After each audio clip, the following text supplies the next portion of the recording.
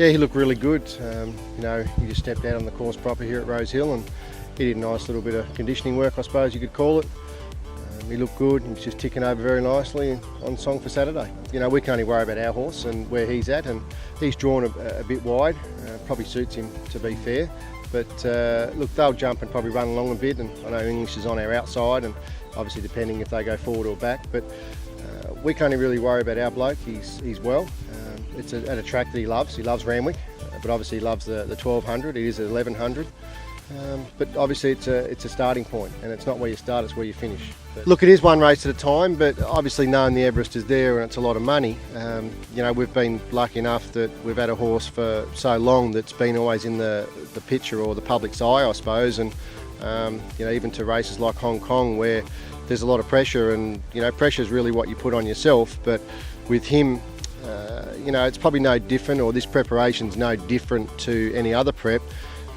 We're lucky enough that, you know, we're able to secure a slot through Greg Ingham, one of the part owners, in early days, and I suppose that does make it a little bit more, not relaxing, but at least you know you're in.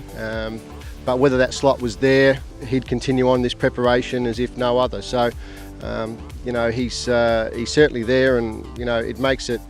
Every prep's the same with him. You just got to start him off and tick him off, and where he ends up, who knows? You know, we're already looking at a fourth TJ for next year, and you know, I know he's won his last three, but with sprinters, there's only a certain amount of races throughout the year, and I think where the Everest is placed, it's good for the spring, and obviously with the autumn with the TJ, he's won his last three. No one can deny that. So he's already on a mantelpiece, but I think if the fourth one happened to happen and he was going good enough and he was there, well, that just takes him into the stratosphere. So, but obviously we're concentrating on one race, and that's the Everest, and for this preparation, and we're pretty happy with him. We can't ask for much more, and he's ticking all the boxes so far, so I can't see why he couldn't tick another one on the way through. You know, as I said before, he's a quirky horse. He really likes to do what he wants to do. If he wants to go left, he'll go left. If he wants to go right, he'll go right. So I can't really put into words or describe it, but I know when you watch him race, it does give you goosebumps. It is spine tingling.